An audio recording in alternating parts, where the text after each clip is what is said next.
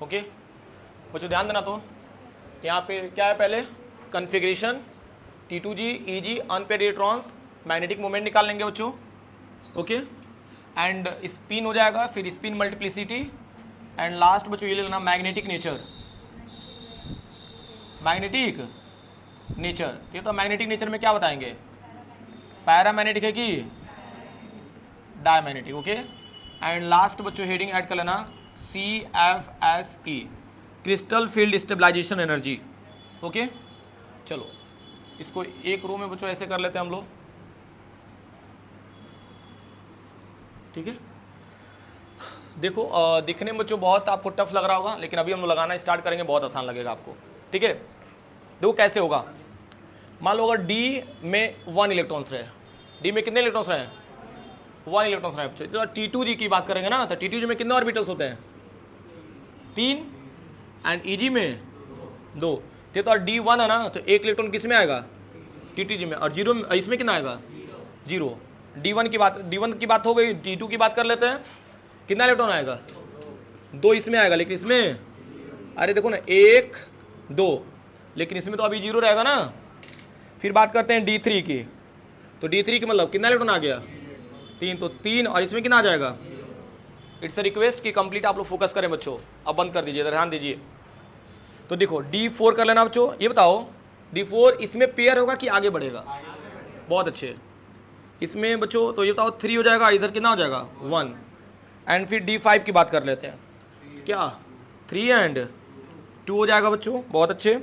D6 की बात कर लेते हैं बच्चों, अब पेयर होगा इसमें, हाँ हुंस रूल को फॉलो करेगा ना, पहले हाफ फील्ड हो जाएगा, फिर बच्चों उसके बाद से पेयर करेगा, तो इधर कितना हो जाएगा 4, इधर कितना है 2 रहेगा बच्चों।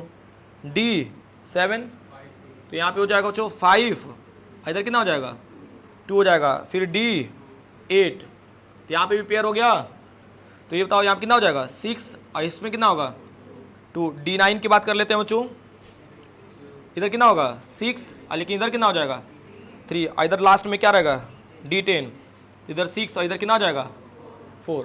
चलिए बच्चों बात करते हैं अनपेयर्ड इलेक्ट्रॉन्स की। चलिए बताइए, तो इसमें अनपेयर्ड इलेक्ट्रॉन्स कितना मिलेगा 1 मिलेगा, इसमें कितना 2, और इसमें कितना 3, यहाँ पे कितना देखो ना 3 और 1 4, और यहाँ पे 5, ये तो इसमें 4 ही मिलेगा ना, क्योंकि 4 हो गया, यानी 1 पेयर्ड रहेगा, यानी 2 अनपेयर्ड बचेगा, और इसमें भी 2 अनपेयर्ड, यानी कितना रहेगा 4। इसमें बताओगे 3 हो जाएगा, क्योंकि देखो ना 5 है ना, तो 2 तो पेयर्ड हो गया। प्राची इधर ध्यान दो ना, कैसे सीख पाओगी, 5 है बच्चों, तो 2 तो पेयर्ड हो गया, और 1 क्या रहेगा अनपेयर्ड रहेगा बच्चों, और इधर रहेगा आपका 1, हाँ तो कितना हो जाएगा बच्चों। अरे भाई ये इसका बताओ ना, इसका 3 हो गया, इसका बताओ 2 हो जाएगा, इसमें कितना 1, इसमें कितना हो जाएगा 0। अच्छा देखो ना ऐसे 1 2 3 4 5 4 3 2 1 0, ठीक है, इस तरीके से भी समझ सकते हैं। आगे देखते हैं बच्चों, ये तो मैग्नेटिक मोमेंट निकालना है, तो एन की जगह क्या रख देना बच्चों, पहले तो मैं बता दे रहा हूँ, पहला वाला 1 1 प्लस 2, सॉल्व करो कितना रहा है √3bm। मैग्नेटिक मोमेंट निकालेंगे नहीं, एग्जैक्ट बोला है ना आपके जंक्शंस में कि CFT जो होता है बच्चों एग्जैक्ट आपको क्या कैलकुलेट करके देगा, मैग्नेटिक मोमेंट। चलिए 2 रख लीजिए, तो 2 2 4 4 2 जा 8, ये तो 9 रख लो, हाँ तो 3 2 5 3 जा 15, यहाँ पे अंडर कितना हो जाएगा 15, 4 का कितना हो जाएगा 4 2 6 6 4 जा 24, और ये तो 5 का कितना हो जाएगा बच्चों 5 2 7, और 7 में 5 का मल्टीप्लाई कर लो कितना हो जाएगा 35, और 4 का कितना हो जाएगा 24, 3 का कितना हो जाएगा 15, एंड 2 का कितना हो जाएगा 8 हो जाएगा, और 1 का कितना हो जाएगा 3, और 0 का तो 0 ही होगा, ठीक है। स्पिन की बात करते हैं बच्चों, स्पिन में ना थोड़ा बहुत बच्चे कंफ्यूज हो जाते हैं कि सर स्पिन का मतलब बता क्या रहा है। जितने अनपेयर्ड है बच्चों उतना स्पिन, दो कैसे, कितना अनपेयर्ड है 1, तो यहाँ क्या जाएगा 1/2 हो जाएगा, क्या हो जाएगा 1/2। ये तो यहाँ पे कितने अनपेयर्ड है 2 है ना, तो 2/2 हो जाएगा। 2/2 का मतलब क्या समझ रहे हो 2 इंटू 1/2, कितना मिलेगा 1, यहाँ पे कितना हो जाएगा 3/2, तो 3 इंटू 1/2 यानी क्या मिल जाएगा 3/2। ये तो इसका 4 का देखो ना 4/2 हो जाएगा, यानी कितना बचेगा 2, और इसका 5/2, और इसका कितना हो जाएगा 4 है ना, तो 4/2 यानी कितना मिलेगा 2 मिलेगा, इसका 3/2 और इसका कितना मिल रहा है 1 और इसका कितना मिलेगा 1/2 और इसका कितना हो जाएगा 0। ठीक है बच्चों, 0 है तो 0 होगा बच्चों। बहुत बेसिक सा टर्म्स है और आई थिंक इसमें क्या प्रॉब्लम होगा यार। चलो यहाँ तक क्लियर है। अब यहाँ पे स्पिन मल्टीप्लिसिटी निकाल लो बच्चों। एक काम करो, ये बताओ, पहला मैं बता दे रहा हूँ 2 और s के जगह क्या रख दो बच्चों 1/2 प्लस 1 तो 2 1 जा 2 और कट कर दो बच्चों, कितना मिलेगा आंसर 2 मिल जाएगा। और इसका देखो ना 1 है तो 3 हो जाएगा बच्चों। और इसका देखो ना 3/2 यानी कितना हो जाएगा 4 और इसका देखो ना 5 हो जाएगा और इसका कितना हो जाएगा 6 हो जाएगा। बहुत अच्छे। और इसका 5 और इसका 3/2 है ना तो 4 हो जाएगा। और इसका 1 है बच्चों तो कितना हो जाएगा 3 और 1/2 कैंसिल हो जाएगा, कितना मिलेगा 2 और इसका कितना हो जाएगा 1 हो जाएगा भाई। देखो ना 2s है ना तो s का क्या कर देंगे बच्चों, मतलब 0 हो जाएगा। तो बचेगा क्या फाइनली हमारे पास 1 बचेगा बच्चों। ठीक है, चलिए मैग्नेटिक नेचर की बात कर लेते हैं बच्चों। अगर अनपेयर्ड इलेक्ट्रॉन्स रहेगा बच्चों क्या होगा वो पैरामैग्नेटिक, अगर पेयर्ड रहेगा तो एक बात बताओ बच्चों पीएम होगा, ये भी पीएम। भाई एक काम करो पीएम 4 5 6 7 8 9 और क्या हो जाएगा 10। लास्ट वाला बच्चों क्या हो जाएगा डायमैग्नेटिक। मतलब 1 से लेकर के 9 तक तो बच्चों आपका अनपेयर्ड इलेक्ट्रॉन्स मिल रहा है। तो पैरामैग्नेटिक और डायमैग्नेटिक नेचर भी बच्चों एग्जैक्ट बताता है CFT। ठीक है ना। और एक कॉलम बच्चों जानते हो बहुत शानदार है, इस तरीके से सिस्टमेटिक बच्चों बहुत रेयर आपको मिलेगा। ठीक है ना, मॉड्यूल वगैरह में भी खोज लेना, इतना सिस्टमेटिक नहीं जल्दी देगा। चलो ये क्लियर हो गया। अभी अब आते हैं बच्चों CFSC निकालने का। ये बताओ CFSC निकालने का फॉर्मूला क्या होता है 0.6 × x माइनस 0.4 y, यही होता है फॉर्मूला। अच्छा 0.6, चलो पहले को सॉल्व करते हैं। 0.6 x का मतलब क्या समझ रहे हो, electron in Eg, electron in Eg। अरे भाई Eg में ना, तो Eg में बताओ कितना इलेक्ट्रॉन है 0 हो गया बच्चों। और माइनस 0.4 और y में कितना है, सॉल्व करो कितना आ रहा है -0.4। ऐसे ही बताओ दूसरे के लिए सॉल्व करो, इसमें तो 0 हो गया ना, तो इसमें कितना है 2 4 जा 8 -0.8। ये बताओ अब बाकी तीसरा, हाँ इसमें तो 0 हो जाएगा तो 3 4 जा 12 यानी कितना हो जाएगा -1.2। समझ पा रहे हो ना।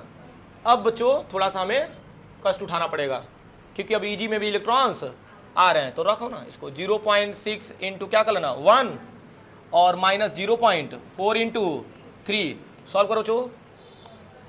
देखो ना 4 3 जा 12 है ना, तो कितना हो रहा है -0.6, यही ना आएगा बच्चों। ध्यान देना बहुत इंटरेस्टिंग है। फिर ये बताओ बच्चों अब 0.6 इंटू क्या कर लेना 2 और -0.4 इंटू 3, ये तो इसका वैल्यू क्या मिलेगा 0 मिल जाएगा। आसान है बच्चों। एक चीज नोटिस करो ना -0. देखो ना -0.4 -0.8 -1.2 एंड फिर उसके बाद देखो ना अब ये क्या आ गया बच्चों वैल्यू -0.6। अब क्या आ गया 0। चलिए 5 तक रहा बच्चों। अब 6 की बात करते हैं। एक बात बताओ बच्चों 0.6 बच्चों ध्यान देना, और इंटू कितना हो जाएगा अभी भाई 2 ही रहेगा ना इसमें, और -0.4 अब इसमें कितना हो जाएगा 4। ये तो 4 4 जा 16 एंड 6 2 जा 12। सॉल्व कर लो वैल्यू कितना आ रहा है बच्चों -0.4, यही ना आएगा। अरे सॉल्व करके देख लीजिए। फिर इसके बाद से देखोगे 0.6 इंटू 2 और -5 4 जा 20, तो यहाँ पे क्या आ जाएगा 2.2 हो जाएगा ना, 4 4 जा 16 होगा, सॉरी। अच्छा 5 का है ना, तो 5 4 जा 20 हो जाएगा। चलो मैं ये कर ले रहा हूँ भाई, शॉर्ट फॉर्म करने के चक्कर में ऐसा हो रहा है। तो 2 6 जा 12 हो जाएगा। और यहाँ कितना आ रहा आंसर, अरे यार 5 4 जा 20 हो जाएगा ना, तो 0. हाँ तो कितना आ रहा है -0.8 अरे भाई कोई दिक्कत नहीं, हमको प्लस माइनस नहीं आता है। ठीक है हाँ, तो चलो -0.8 हो गया। अच्छा अभी 5 हो गया बच्चों, यहाँ पे 6 कर लो, तो 6 4 जा 24 और 24 में से 1.2 -1.2। अच्छा कुछ चीज़ें नहीं देख रहे हो बच्चों, बार बार रिपीट हो रहा है। है कि नहीं? तो 6 हो गया। और अभी बच्चों 2 टाइम्स आपको एक बार और करा दे रहा हूँ मैं। चलो ये बताओ, यहाँ पे 3 6 जा 18, और इधर क्या हो रहा है बच्चों, 6 4 जा 24, 24 में 18 जाएगा, कितना बचेगा 6, यानी -0.6 बच्चों, यानी वैल्यू बच्चों आस पास में चल रहा है ना, कोई दिक्कत, आसान है ना? तो इस तरीके से बच्चों CFT का यूज करके हम लोग फॉर वीक फील्ड लिगेंड के लिए बच्चों ये सारी चीजें हम लोग निकाल सकते हैं। क्लियर है ना? और ऐसा बच्चों एग्जाम में पूछता है, बहुत इंपॉर्टेंट है, ठीक है ना? चलिए, अगर ये कर पा रहे हैं बच्चों तो इससे रिलेटेड अभी क्वेश्चन भी करा दूंगा मैं। फिलहाल एक काम करो, इसको नोट कर लो पहले, ठीक है? चलिए।